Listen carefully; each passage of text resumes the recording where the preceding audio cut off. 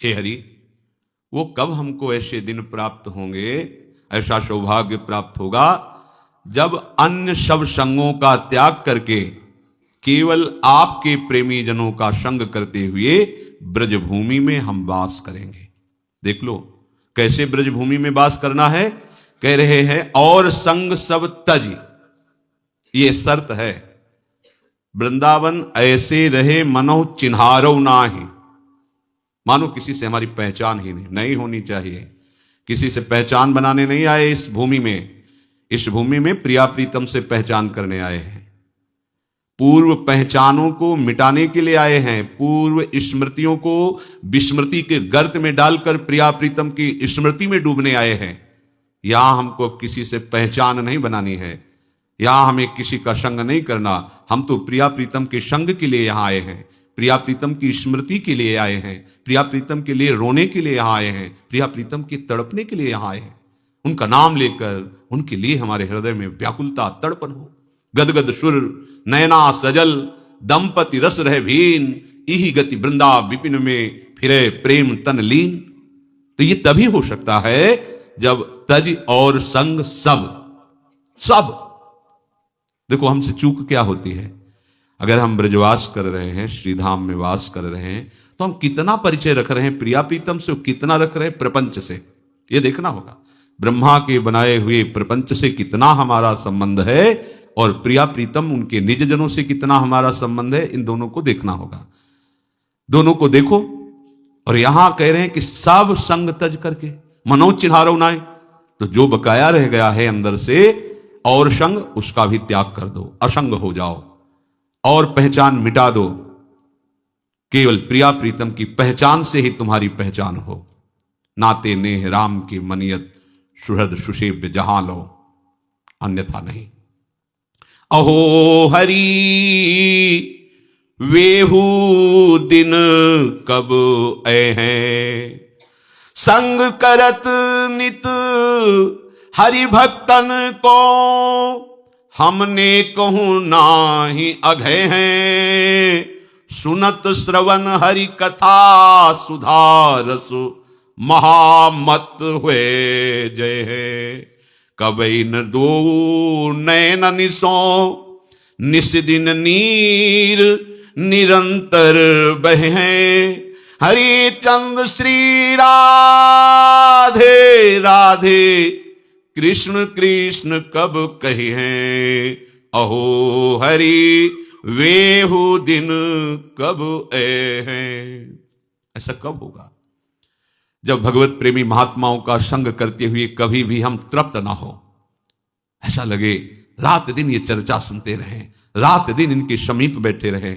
जैसे आग के समीप बैठने वाले को अंधकार और शीतलता जनित कष्ट नहीं भोगना पड़ता, ऐसे भगवत प्रेमी महात्माओं का आश्रय लेने वाले को अविद्या अंधकार का और विकार रूपी जाड़े का कष्ट नहीं सहना पड़ता।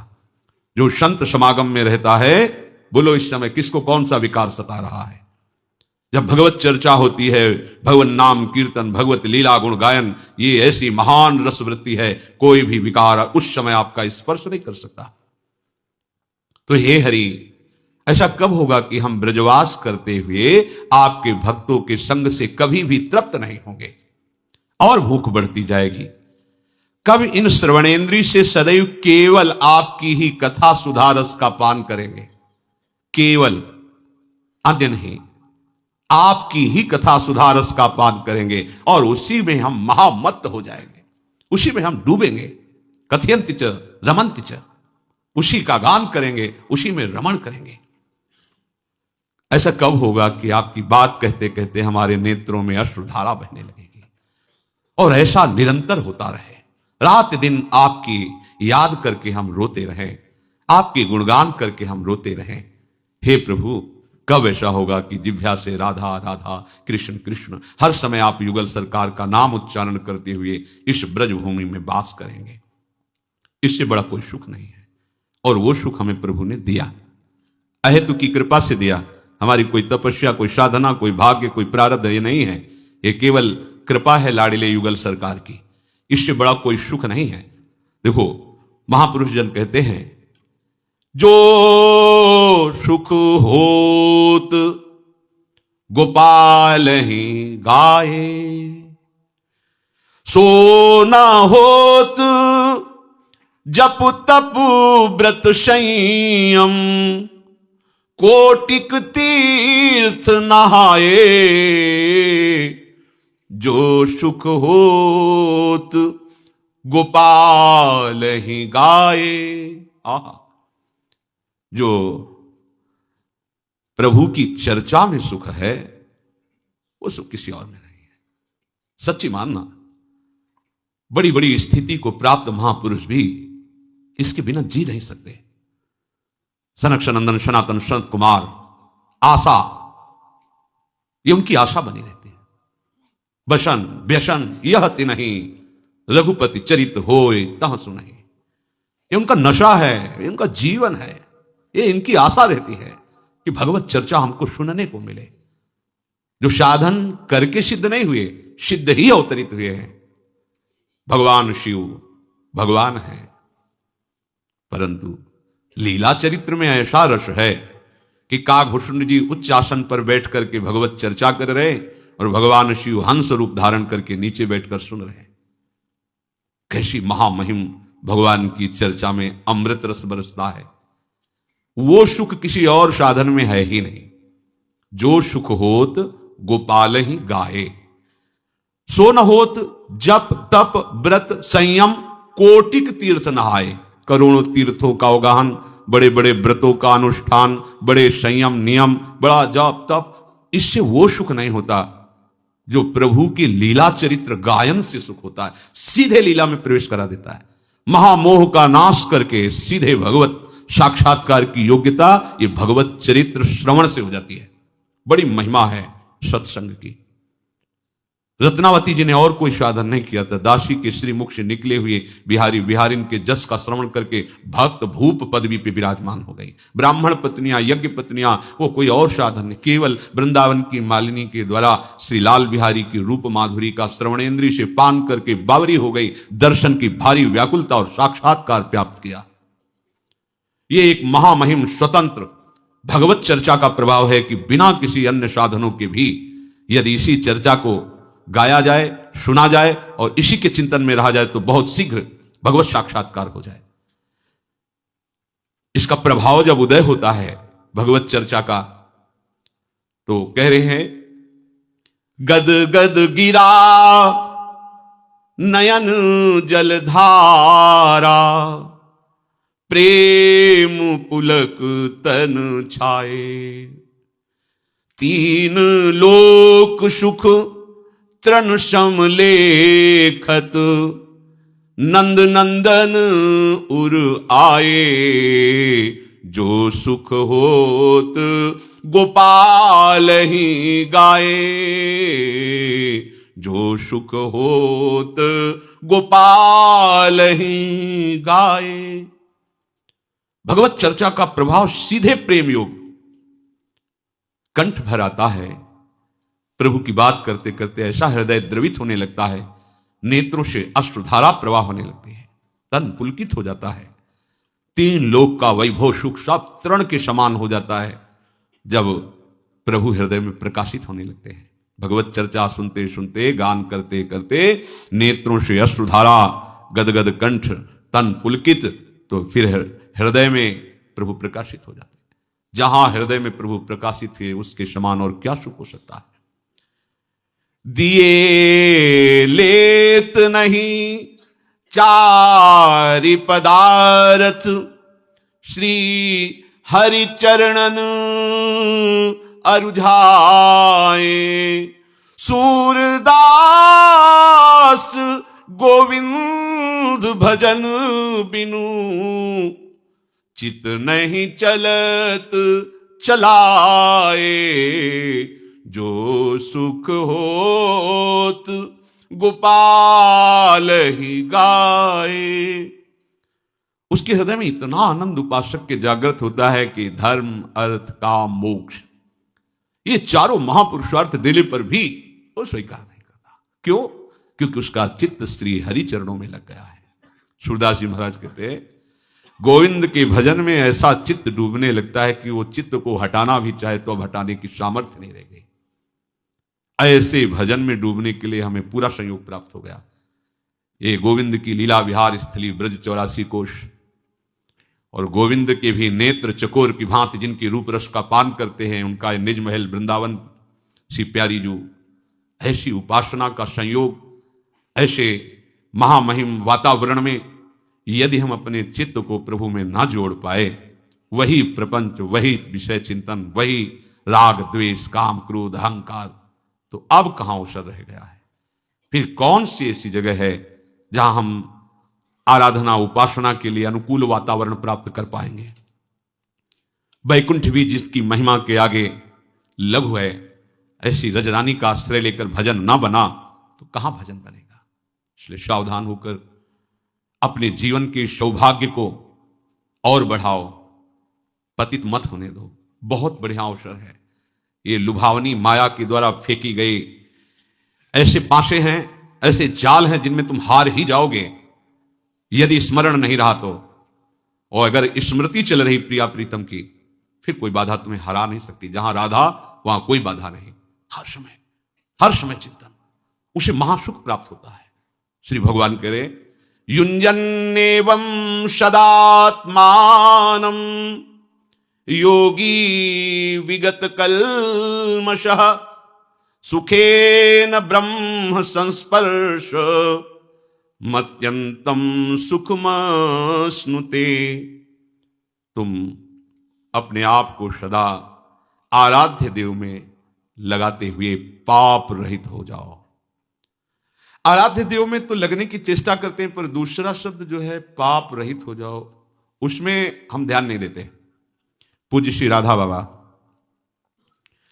आप तभी समझना कि आप आराध्य देव के भजन में प्रवेश पा गए हैं जब स्वप्न में भी आपको काम विकार न सताए। ध्यान से, जागृत की बात नहीं कह रहे। आपके स्वप्न भी काम वेदना युक्त नहीं होंगे जब आपका भजन में प्रवेश हो जाएगा। जागृत की कौन कहे। दूसरा, स्वप्न में भी कोई कितना सताए तो उस पर स्वप्न में भी क्रोध नहीं आएगा। तीसरा, बड़े से बड़ा प्रलोभन प्राप्त होने पर स्वप्न में भी तुम्हारा वैराग्य सुरक्षित रहेगा। स्वप्न में भी तुम किसी लोभ प्रवृत्ति से डिगोगे नहीं। तब जानना कि भजन में प्रवेश हुआ है। एक बार पूज्य श्री उड़िया बाबा जी ने स्वप्न देखा। एक दरवाजे पे गए, भिक्षाम देह, बहुत सुंदर नवयुवती, स्वर्ण आभूषणों से अलंकृत, स्वर्ण की थाल लिए और उसमें बड़े रत्न आदि। बाबा पीछे हटे और कहा कि मुझे तो माधुकरी चाहिए, ये सब नहीं। हटने लगे तो देखा कई घरों से ऐसी सुंदरियां निकलकर आसपास से घेर लिए। बाबा भागे, आंख मूंद करके भागे, और जब बहुत दूर निकल गए तब आंख खुली उनकी, तो देखा ये तो स्वप्न था। तो शांति मिली कि चलो, स्वप्न में भी मन ने प्रतिग्रह स्वीकार नहीं किया, मन में कहीं किसी सुंदरी के प्रति आकर्षण नहीं हुआ। जो राधा बाबा कह रहे समझो, तब माना जाएगा कि आपका भजन में प्रवेश हुआ है, आप निष्पाप हो रहे हैं जब स्वप्न में भी आपको काम वेदना परास्त न करे, स्वप्न में भी आपको सताया जा रहा है पर क्रोध नहीं आया, स्वप्न में भी आपको संपत्ति दी जा रही पर आपको लोभ नहीं आया, तब माना जाएगा कि भजन में प्रवेश हुआ है। समझो भजन क्या चीज है। जीवन आपका प्रभु के लिए है, इसलिए आप आत्म प्रवंचना मत करो। श्री कृष्ण के सौंदर्य के आगे साफ धूल धूसरित है, इसलिए किसी भी स्त्री पुरुष के सौंदर्य की तरफ मत देखो। पूज्य श्री राधा बाबा के वचन। ये मलिनता की गंध भी तुम में न रह जाएगी, तब तुम श्री कृष्ण की रूप माधुरी का पान कर पाओगे। कोई आकर्षण न रहने पाए, इसलिए संभालो। ये इधर उधर ताक झांक के तुम्हारा ही पतन कराने के लिए माया तुम्हारे नेत्रों में बैठ के कर रही। सावधान, कोई यहां देखने लायक नहीं है। अगर देखने लायक है तो प्रभु है। जनक जी की वाटिका में पुष्प संचय करने के लिए, गुरु सेवा के लिए प्रभु श्री राम लखन जी गए हुए थे। उधर जानकी जी गई थी देवी आराधना के लिए, तो एक सखी पुष्प लेने गई थी। उसने जो ही प्रभु को देखा, ऐसी प्रेम दशा उत्पन्न हुई, अश्रु प्रवाह, विकलता। भाग के आई जानकी जी और सखी, क्या हुआ तेरे को? बस वो कहती देखने योग्य है, देखा है, देखने योग्य है, बस। और कुछ नहीं बोल पा रही थी। कौन है? जानकी जी की सहेली महामहिम, वो विकल है, हम तुम तो जीव है। वो क्या करे? देखा है, देखने योग्य है, देखने योग्य। जानकी जी का क्या देखा है? तो कहती देखने योग्य, अश्रु प्रवाह। चलो देखते हैं क्या है। श्री जानकी जी जब सखियों के सहित जीव ही कंकण और नूपुर की ध्वनि सुनी, प्रभु श्री राम का मन आकर्षित हुआ। लक्ष्मण जी से कहते हैं आज तक ऐसा नहीं हुआ, मेरा मन कोई आकर्षित कर ले, हमारे रघुवंश का स्वभाव है। ये ऐसा क्यों हो रहा मेरे मन में? ये सोच ही रहे थे कि लता ऐसे सखियां निवार रहे। जानकी जी, जे ही राम जी की दृष्टि जानकी जी के मुख पर पड़ी तो माथे पे पसीना आ गया सरकार के। सोचो, ऐसे युगल मर्यादा पुरुषोत्तम और फिर महाप्रेम रस सिंधु युगल सी श्यामा श्याम, इनको देखने के सिवा और कुछ देखना है? किसको देखोगे? कोई देखने लायक है? अरे होश में रहो, समय बर्बाद मत करो। समझो, परमार्थ का भी ककहरा नहीं आता। यदि कोई तुम्हें अच्छा लगता है इस सृष्टि में तो अपने को साधु महात्मा परमार्थी मत समझना। अभी ककहरा नहीं आता परमार्थ का। पूज्य श्री राधा बाबा, हिमालय की तरह अचल होना चाहिए तुम्हें अपने धर्म में। तुम्हारी श्रद्धा प्रभु में अटल होनी चाहिए। ये चार बातें तुम में प्रकट होने लगेंगी जब तुम्हारी श्रद्धा प्रभु में अटल होगी, तुम अपने भागवत धर्म में अचल होगे तो ये चार बातें आ जाएंगी। पहला, सर्वत्र तुम्हें अपने प्रभु का अनुभव होने लगेगा। मेरे प्रभु हैं, यही है, शव में है, कण कण में है। ये वाणी का विषय नहीं, ये हृदय में उसको अनुभव होगा। है जब अनन्यता आ जाती तब अनुभव होने लगता है। अटल श्रद्धा विश्वास तब अनुभव होने लगता है। अमीर खुसरो जी एक नियम लिए हुए थे, अपने गुरु के सिवा किसी का स्पर्श न करना। उनको कोई स्पर्श करके चला जाए बात, वो अपनी तरफ से किसी को स्पर्श नहीं करते, केवल गुरु चरणों का स्पर्श। गुरु सेवारत और व्यापारी थे, हीरे जवाहरात के बड़े धनी थे। एक गरीब ब्राह्मण उनके गुरुदेव के पास इस भावना से जाता कि हमारी बेटी का ब्याह है, बाबा सिद्ध हैं, कुछ धन दिलवा देंगे किसी से। बाबा बेटी का ब्याह है, कुछ धन की आकांक्षा है, परसों आना। चलो फिर परसों आए। बाबा आपने कहा था परसों, पादुका ले जा पादुका। अब महात्मा का आदेश, पादुका उठाई। अब संत की पादुका तो सर पे रखी, पर सोच रहा था कि पादुका से क्या होगा, मुझे तो अर्थ चाहिए, भोजन खरीदना है, स्वागत के लिए व्यवस्था करनी है। बाबा ने पादुका दे के फुसला दिया, पर कुछ तो होगा, सिद्ध संत है, अगर पादुका दी कुछ तो होगा, सोचता ही जा रहा था। अमीर खुसरो को गंध आई सदगुरुदेव की, है आसपास सदगुरुदेव का कुछ है। ये देखो गुरुदेव की अनन्यता, मेरे सदगुरुदेव का कुछ है आसपास। बस ऐसे पागलों की तरह देखने तो देखा, एक पादुका रखे, रुका, कहां से आ रहे हो? बताया मुख संत के पास, गुरुदेव के पास से। ये गुरुदेव की पादुका? हाँ। कितने हो भाग्य तुम्हें, गुरुदेव ने पादुका दी। मुझे पादुका थोड़ी चाहिए था, मुझे तो धन से धन। ये 11 ऊंटों पे हीरा जवाहरात लगा, मुझे पादुका देगा? वो ले लो, बोले ले जाओ, मैं नौकरों सही थी, सब ले जाओ। गए पादुका, गुरुदेव पादुका लाया। अच्छा रख दे, कितने की? 11 ऊंटों में हीरा। हाँ सस्ता, सस्ते ले लिया, चलो। एक गुरुदेव की अनन्यता आभास करवा, मेरी गुरुदेव की कोई वस्तु है तो परम देव, आराध्य देव में यदि तन्मयता हो गई तो वो तो कण कण में है। उपासक हृदय में अनुभव मेरे प्रभु है, जैसे प्रहलाद जी को मेरे प्रभु है, यही है, मेरे पास है, उसको अनुभव में आता है। अगर दिखाई नहीं दे रहे तो फिर उनको शिकायत करता है, छुपा छुपी का खेल मत करो, मुझे आभास हो रहा है, हो यही हो, हटाओ ना ये पर्दा हटाओ और बेपरद मेरे आंखों के सामने आओ, तुम हो, मुझे पता है हो। दूसरा, मेरे प्रभु सर्व सामर्थ्यशाली हैं, ये उसको हर क्षण रहता है। इसलिए ये मांगना, जांचना, चाह करना, छल कपट, चतुराई, क्रय विक्रय, बहुत बड़े धनी के दास हैं। बहुत, आप जानते नहीं, वेद नहीं जानते तो आप क्या जानोगे? हमारे स्वामी की महिमा को सही पूछो तो स्वामी भी पूर्ण रूप से नहीं जानते हैं। हमारे स्वामी की महिमा अगाध और अनंत है, इसलिए स्वामी भी नहीं जानते हैं, इतनी अपार महिमा उनकी है।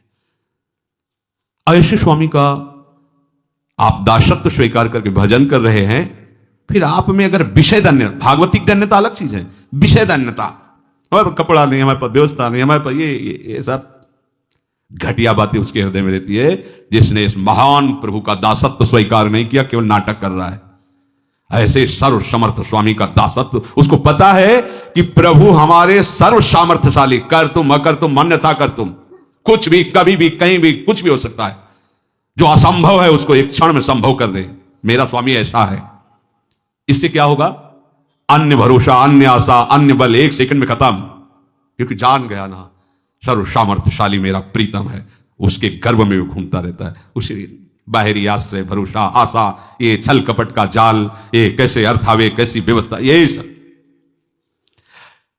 आप अच्छे से समझो। जब एक उपासक अपनी सच्ची उपासना में लगता है तो देवराज इंद्र घबरा जाते हैं, त्रिभुवन थर्रा जाता है एक साधक की उपासना पे।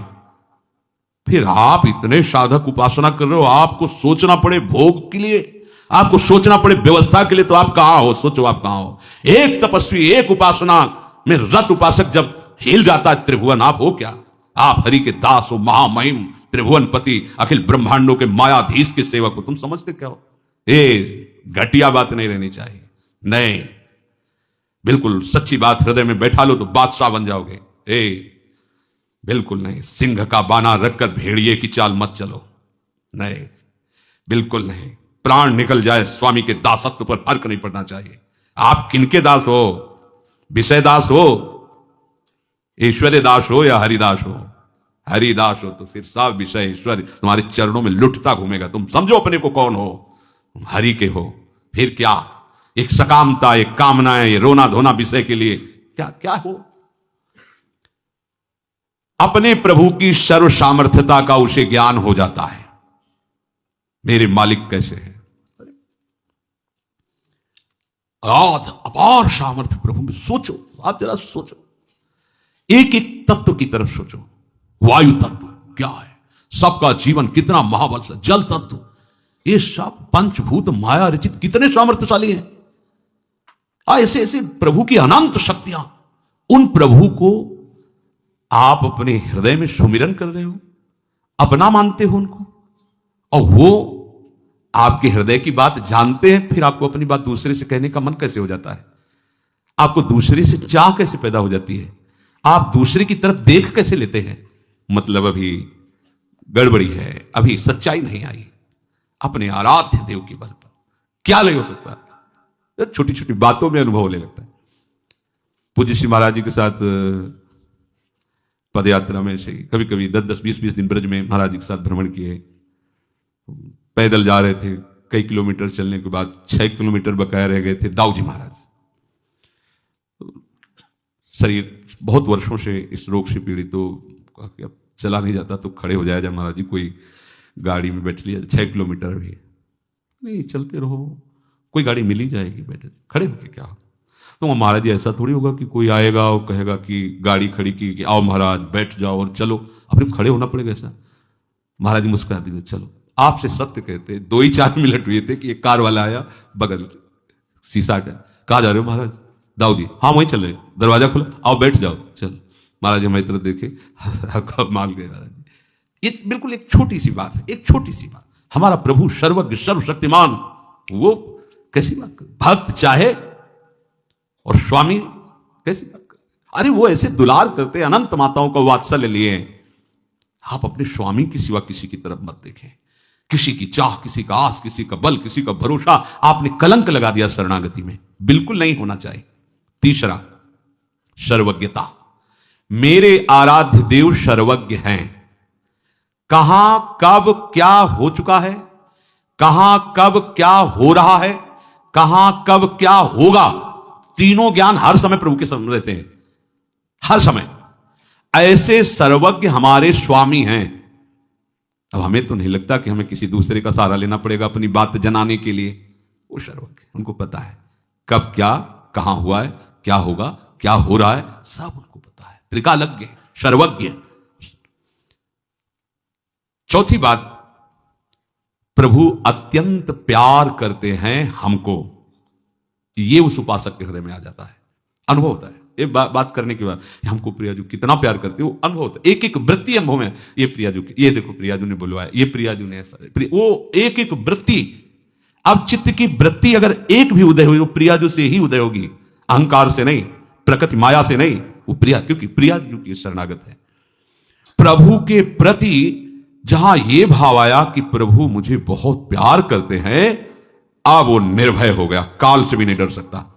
ये बात, ये 4 बातें अचल श्रद्धा और विश्वास करने वाले उपासक के हृदय में आ जाती हैं। मेरे प्रभु हैं, अनुभव मिलता है आसपास कण कण में। मेरे प्रभु सर्व सामर्थ्यशाली हैं, मेरे प्रभु सर्वज्ञ हैं, कब कहां कैसे क्या हुआ है होगा सब उनको पता है। और ऐसे मेरे प्रभु मुझे बहुत प्यार करते हैं। ये चार बातें उपासक के हृदय में अपने आप आ जाती हैं जहां वो प्रभु का श्रद्धा विश्वास पूर्वक आश्रय लिया, भजन शुरू किया। मेरी बात मान लो भाई, मरोगे पूज्य राधा बाबा, पर ऐसे मरो कि फिर न मरना पड़े। बाबा कह रहे ऐसे मरो कि फिर न मरना पड़े। अगर तुम प्रभु का आश्रय लेकर भजन करोगे तो हमारी बात याद रखना, मरते समय तुम्हारे सामने वो खड़े होंगे तुम्हारे को ले जाने के लिए। बाबा कह रहे मेरी बात मान, इसलिए वो कह रहे मेरी बात कि हम देख रहे हैं, हम समझ रहे, तुम शायद ना समझ पाओ। यदि तुमने भगवत आश्रय लिया है और ईमानदारी से भजन कर रहे हो तो विश्वास रखना और कोई लेने के लिए तुम्हारे पास नहीं आएंगे, वही स्वयं आएंगे, मरते समय तुम्हारी आंखों के सामने खड़े होंगे और वो बहुत प्यार करने वाले हैं। पर मरने की पूर्व तुम्हें तैयारी करनी होगी इस बात की कि मरने के समय मेरे, वो कभी भी समय आ सकता है, किसी का भी आ सकता है, ये तैयारी करनी होगी कि मेरे सामने मेरे प्रभु हो और फिर हमारा शरीर छूट रहा हो। लेकिन आप लोग तो ऐसे लगे हैं, पूज्य बाबा के वचन है, जैसे बंदर कुत्ता। बाबा जब कभी बोलते थे तो बहुत कड़वा भी बोलते थे। अरे बंदर कुत्ता यही तो सब कर रहा है जो तुम कर रहे हो, बच्चा पैदा करना, बच्चों को प्यार करना, उनको पोषित करना, सोना खाना पीना, यही तुम भी कर रहे हो। संसार के पीछे जी रहे हो, संसार के पीछे भाग रहे हो, संसार के पीछे मर रहे हो। तुम मरते समय संसार ही तो आएगा। अगर प्रभु के लिए जियो, प्रभु के पीछे भागो, प्रभु के चिंतन में रहो तो प्रभु अंतिम समय आ जाएंगे तुमको लेने के लिए। अगर हम किसी को ऐसा कहते तो हमारी तरफ ऐसा देखता है मानो फुसकार से हमें भस्म कर देगा। पूज्य राधा हुआ, जब हम किसी को कहते हैं ऐसा तो हमारी तरफ ऐसा दिखता है मानो भस्म कर देगा। अरे सावधान हो जाओ, अभी तुम्हें हमारी बात क्रोध दिला रही होगी, आग लगा रही होगी, पर हम जो बात कह रहे हैं वो तुम्हें शीतल बनाने वाली कह रहे हैं कि भूल मत करो। समय रहते अगर उपासक को पता लग जाए कि वो ठीक ठीक चल रहा है कि नहीं तो बात बन सकती है। समय निकल गया तो फिर मन पछते ही है, अवसर बीते। इसलिए बाबा कहते हैं हम कड़वा बोलते हैं कि तुम ठीक से अपने को देख सको, विश्वास करो, आपको कहां जाना है, जा किधर रहे हो, क्या करना है, कर क्या रहे हो। या पूछते रहते हैं कि भगवत प्राप्ति कैसे होगी। पैसा कमाने में विष्ठा की कीड़े की तरह मर रहे हो, नाम जपने में कितना समय लगाते हो, पूछते भगवत प्राप्ति कैसे होगी। पूज्य श्री बाबा कोई मर रहा है कि हमारा नाम हो जाएगा। अरे हम तुम्हें बताते हैं अशोक इतना महाबली था, उसका नाम इतिहास में केवल लिखा हुआ, क्या उसे सत्य वस्तु प्राप्त हुई? क्या उसको सत्य वस्तु प्राप्त हुई? नाम लिखा इतिहास में, गया। तुम मानो चाहे ना मानो, तुम्हारे मानने ना मानने से कोई फर्क नहीं पड़ने वाला। आग के पास जाओगे तो पैर जल ही जाएगा, चाहे समझ के जाओ या बिना समझ के जाओ। धर्म बदलता नहीं है, धर्म शाश्वत होता है। इसलिए शैली बदलो अपने भजन की, ये डगमगाने वाली शैली से मत चलो। जो विषय आया उसमें गिर गए, फिर खड़े हुए, फिर चले, फिर विषय आया, फिर सावधान हो। प्रभु का सनातन नियम है कि जो आस्तिक है, एक बार जान लिया है गलती हो गई, दोबारा गलती नहीं होनी चाहिए। समय हमारे पास नहीं कि बार बार गलती हम करते रहें और क्षमा मांगते रहें। आते हैं हमसे कहते हैं कि कैसे भजन होगा, कैसे भगवत प्राप्ति होगी। पूज्य राधा बाबा के वचन, डरो कोई भी सिनेमा नाटक जो तुम देख रहे हो उसमें रजोगुण के परमाणु हैं, उसमें काम के परमाणु हैं।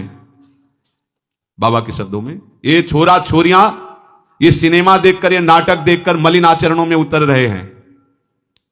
बढ़िया बढ़िया से चाहे जो तुम फिल्म देख रहे हो उसमें जो वृत्तियों को नष्ट करने वाले गंदे परमाणु भरे हैं, तुम जान नहीं पाओगे। बातें परमार्थ की करोगे, वो आचरण दुराचार का करोगे, उसमें परमाणु भरे हुए हैं।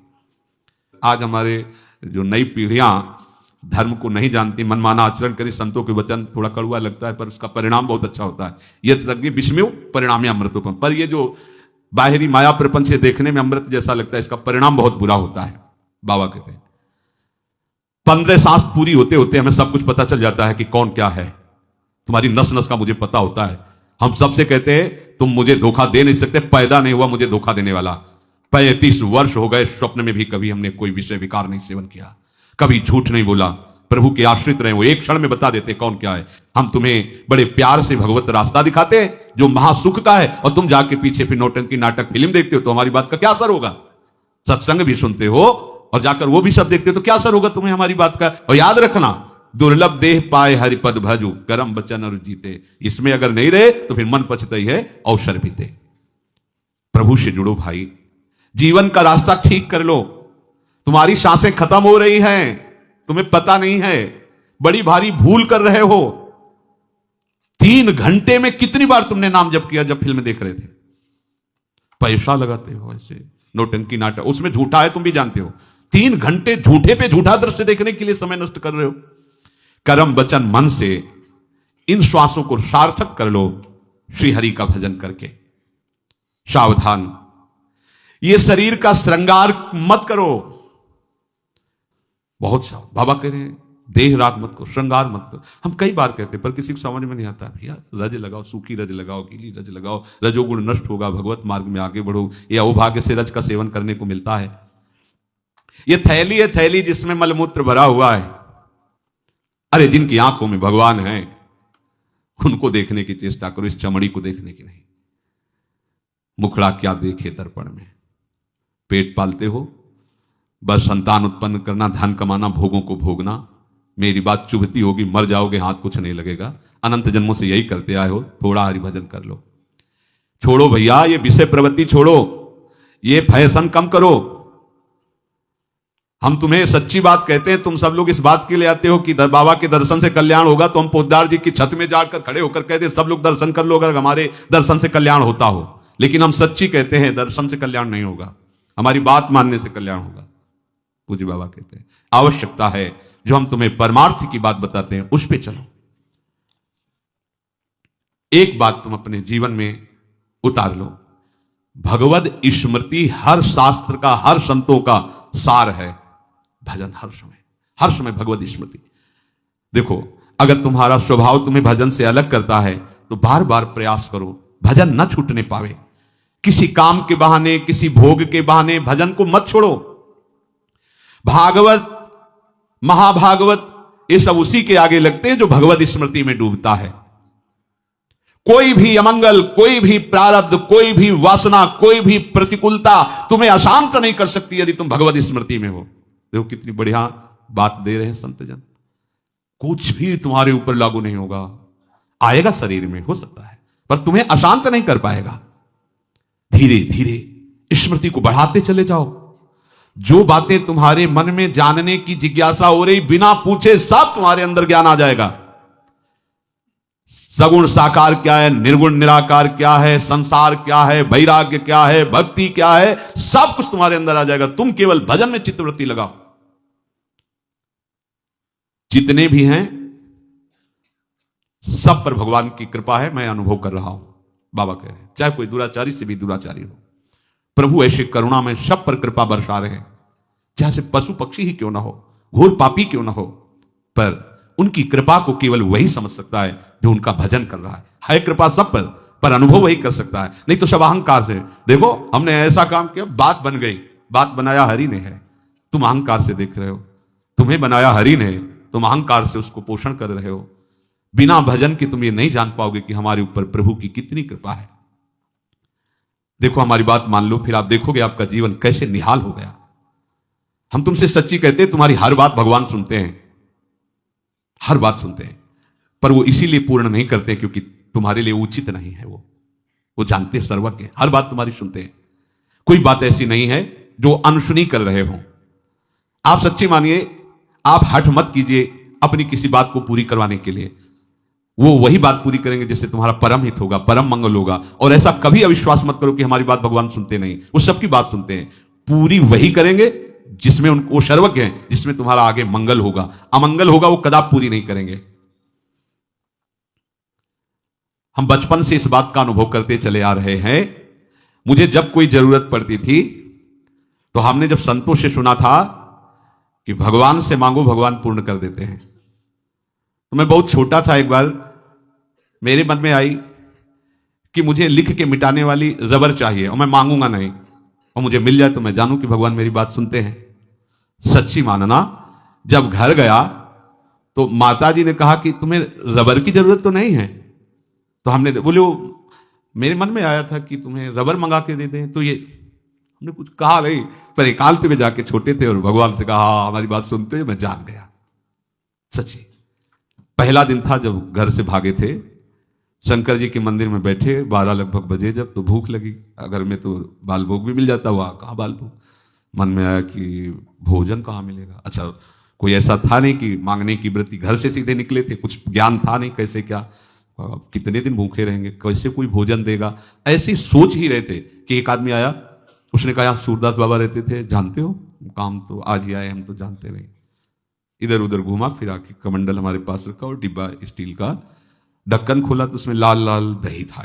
और सुनो बच्चा, तुम इसे पी लो। नहीं नहीं, हम ऐसे क्यों ऐसे पी ले, मतलब नया नया पहला दिन। तो उनका नहीं, उन संत के लिए आया था, वो है नहीं तो हम घर तो लौटा के ले नहीं जाएंगे, तो हम एक लोटा, एक छोटी गीता, छोटी चटाई, वो कुशा की, जैसे किसी के मरने पर दी जाती है, जैसे छोटी छोटी आसन चटाई की, वो एक ऐसे चटाई, अपना लोटा निकल, और लीटर 1.5 लीटर होगा मीठा दही, तुरंत विश्वास। वही भगवान शंकर के उस पिंड को हृदय से लगा के, मान प्रभु मुझे विश्वास अब कि आप हमारा निर्वाह करोगे। तब से आप एक एक क्षण आपकी भगवान सुनते हैं, पर हम आश्रय केवल भगवान का, भरोसा केवल भगवान, वो और आपका भरोसा दृढ़ होता चला। पर हम ऐसी बातें मांगते हैं जिससे हमारा मंगल हो, तो बहुत वात्सल्य से नहीं देंगे वो। हम जहर मांगे तो जहर थोड़ी दे देगी हमारी माँ, नहीं देगी। वो जानती है कि ये अपना हित अहित नहीं जानता। ऐसे ही अनंत माताओं का दुलार प्रभु ले, वो हमका हमारा मंगल कैसे होने देंगे। प्रभु की कृपा सब पर है, विश्वास करो, भरोसा करो। तुम केवल भरोसा करो, तुमसे वो सब कुछ करवा लेंगे परमार्थ में जो चाहिए। तुम्हें सत्य प्रतिज्ञ बना देंगे, ब्रह्मचारी बना देंगे, जितेंद्री बना देंगे, भजनानंदी सच्ची मानो। जितने बड़े बड़े महात्मा अगर हृदय से उनकी बात पूछोगे ना, तो वो यही कहेंगे कि भगवत कृपा से सब हुआ है। ऐसी कृपा हाथ पकड़ कर ऐसी चढ़ाई को चढ़ा देती कि पता ही नहीं लगता कि ये चढ़ाई तो हम कभी नहीं चढ़ सकते थे, पर प्रभु ने कैसे चढ़ाई चढ़ा दी। आप एक काम अपनी तरफ से कभी चूक मत कीजिए, निरंतर प्रभु का नाम जपिए, फिर देखिए क्या होता है। जो कुछ आगे सब कुछ हो जाएगा। चाहे कितनी विपत्ति आवे, आप उनसे ही केवल कहिए, दूसरे से नहीं। बाबा कह रहे 42 वर्ष पहले की बात मैं तुम्हें बता रहा हूं, ऋषिकेश में था, मेरे पैर में भयंकर गठिया दर्द था। सत्संग में भी सुनाया था उस समय बाबा का। तो बहुत कष्ट, और मैं कोई दवा नहीं लेता था। एक रात को बहुत पीड़ा हो रही थी, 10 गुना दर्द, पहले से 10 गुना दर्द बढ़ा था। फिर हमें रहा नहीं गया, तो हमने प्रभु से कहा कि इतना दर्द दो जिससे मैं सह सकूं। आप सुन रहे हो ना, इतना दर्द दो जितना मैं सह सकूं। इतना दर्द ना दे दो कि आपका स्मरण छूट जाए, मैं दर्द का स्मरण करने लगूं। तो विश्वास मानना, सामने श्री कृष्ण प्रकट हो गए और उनकी आंखों में आंसू थे, और हमसे कहा कि तुम मुझे इतना निष्ठुर समझते हो क्या, मैं इतना तुम्हें दर्द दूंगा कि तुम सह नहीं सकोगे। फिर हम तुम्हें क्या बताएं, 2 घंटे तक वो हमारे सामने ही विराजमान रहे और हमारे आंखों से आंसू बहते रहे। बस जे ही वो हटे तो पीड़ा कहां गई मुझे पता नहीं, अपने आप में सोच उठ करके अपने आप गया, जबकि मुझे लाद के ले जाया जाता था। फिर गया, गंगा स्नान किया, कहां गया वो दर्द, बिना औषधि की सब गए। हमें विश्वास करना है। एक तो कष्ट आवे तो कहो मत, अगर कहना है तो सिर्फ अपने प्रभु से कहो। देखो, आप जैसी भावना करोगे वैसा ही है। आप सोचोगे कि भगवान कैसे प्रकट हो गए, तो सच्ची मानो है, जो है वो आप मान नहीं रहे, इसीलिए वो आपको दिखाई नहीं दे रहे है। आप स्त्री मान रहे हो, पुरुष मान रहे हो, जड़ मान रहे हो, चैतन्य मान रहे हो, वो दिखाई दे रहे हैं। आप प्रभु मानो तो ये जड़ चैतन्य कछु नहीं दिखत, जित दिखत तित सच्ची मानना, जाकी रही भावना, जैसी प्रभु मूर्ति देखी तिन तैसी। उसी क्षण आपको वैसा ही अनुभव कराएंगे जैसा आप भाव करोगे। मैं कहता हूं कि कोई विपत्ति आवे, कोई कष्ट आवे, कोई समस्या आवे, मेरी बात मानना। एक तो कहना मत, अगर कहना हो तो विश्वास पूर्वक केवल प्रभु से कहना, बस, दूसरा नहीं।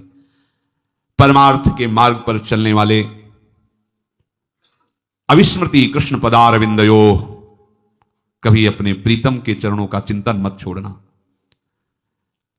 चिंतन का प्रभाव उतरेगा तो ये 7 बातें तुम्हें अनुभव में दिखाई देंगी।